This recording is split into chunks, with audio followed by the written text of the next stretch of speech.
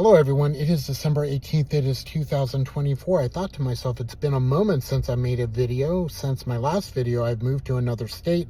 I'm currently settling down in my new abode. I'm trying to get a lay of the land, and I really haven't had much fun quite yet. Maybe it's just because I don't know where to go, but my experience thus far hasn't really been favorable, and I'm about to tell you all about it. So I've moved in.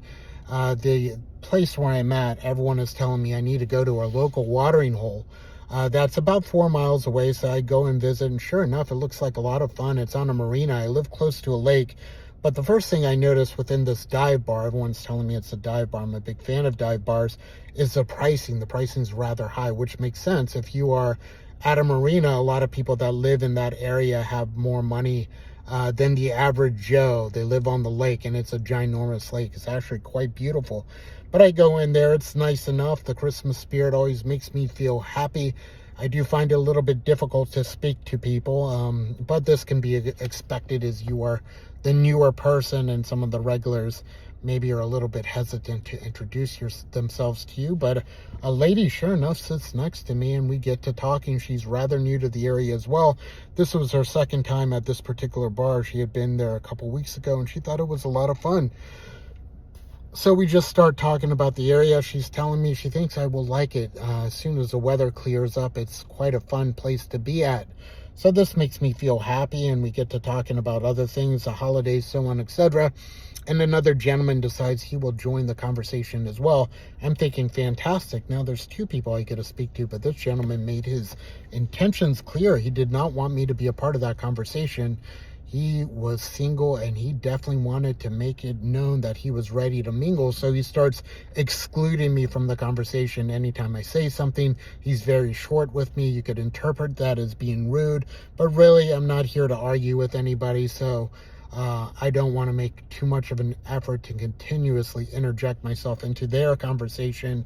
And so I'm excluded ultimately. But I can tell the girl knows what's going on, and I don't think she really likes what's happening, because he's pressuring her. He's kind of coming off as being predatory. And this guy, man, he's well dressed. Maybe he has a little bit of money, but at the end of the day, man, he's a dork, man. He's a complete dork. And you could just tell by his voice and his mannerisms, he's someone who was probably picked on a little bit. And now that he's doing a little bit better in his life, he kind of came off as being very entitled.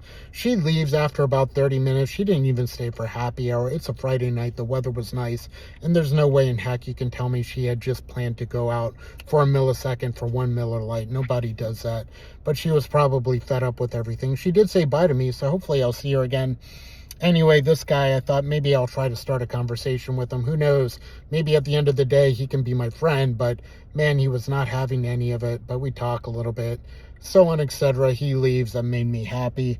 I enjoyed the rest of my night there to some degree. I get back, and days go on, and there's not much to do. And again, it's been dreary almost every single day since that time. So I've been kind of biding my time, wasting my time, eating a lot of food, so on, etc.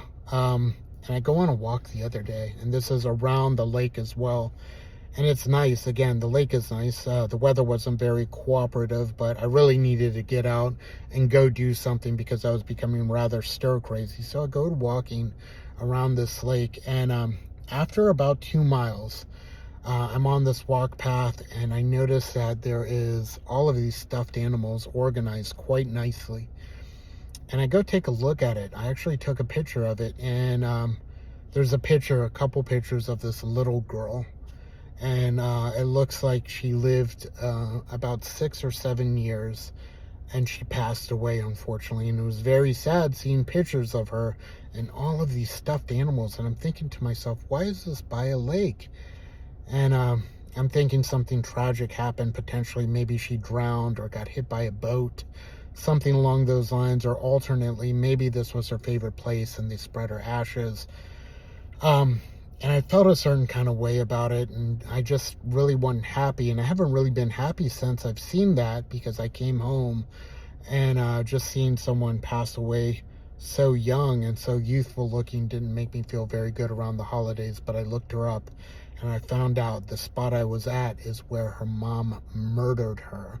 She took her daughter's head and slammed her into the water and held her head down until she expired, which is absolutely horrible, horrifying to think about. And that poor little girl, what was she thinking during that time when her mom was doing this to her?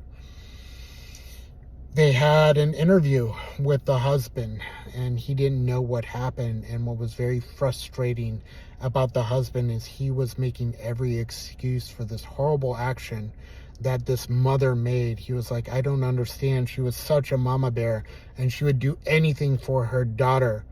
And he said a prayer to his daughter, which almost on paper at least sounded a little disingenuous, stating how much he would miss her. Of course he would, but how much the mom misses her as well. The mom that ultimately did that horrible action to her. I look up the mom, and this lady is trash. You can see it all over her face, the way she is dressed, so on, etc. She is extremely unattractive, extremely angry looking, and you get those vibes when you see a horrible person. Sometimes they look like a horrible person, and sure enough, this person did. And they interviewed her, and she said, I had something along the lines of like, I had enough of the kid, they upset me, I was having a bad day. That was her excuse. And she's depressed, right?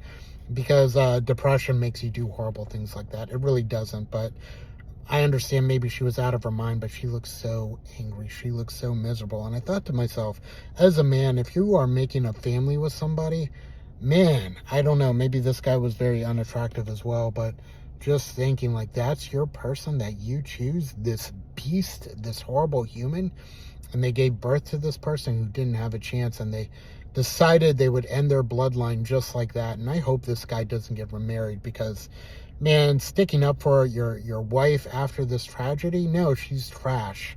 She's trash. And who knows, maybe she's mentally ill and like psychotic or something like that. But the bits and pieces I've read about her, she doesn't seem like she was ever the nicest human being in the world. And some people should not have kids. I'm 48 years old, and part of me regrets never having kids. Who knows, I can still have one, I guess, but I don't know if that would actually happen. But I always kind of wanted to be a dad at certain points in my life, because I think I'd be able to provide well for a son or a daughter, and I think I would love them tremendously.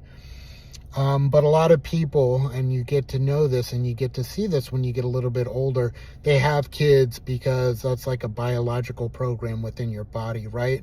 But they don't necessarily want kids. Like, they don't necessarily embrace the idea of having kids. In a way, it's almost like ensuring their biological immortality, that something of them is going to be continuously passed down throughout the ages, which is a biological need that we have. Animals have it. In general, even simple animals have that need written within them. So I think this was the case with a lot of people that I know, because you hear them talk about their exes and they have nothing good to say about it at all, and they seem almost miserable in their life, and taking care of their kid really seems to be on the back burner. It's just like, I did my due diligence, I did what I was put on earth to do, and I am done with it. Whereas you definitely have friends that would do absolutely anything for their kids. So that was like what I took away from this place thus far. Still don't have a job, and I'm still just kind of like out in la la land, and I feel like I don't have much direction.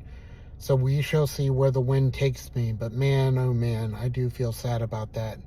Don't really believe too much in the power of prayer, but I couldn't help but say like some words of kindness to her, hoping that somewhere, somehow she finds some peace, even though it doesn't really make sense. And what happens, I wonder, if there is an afterlife and she is there currently enjoying it, which I hope she is. But what does that say to her parents or what have you? And when they pass away, will they get to experience each other? I'm curious to know what people of faith think about that. I really am. What do they think? What happens? Do you become a different person? Who knows? Anyway, just some thoughts and observations. Have a good one.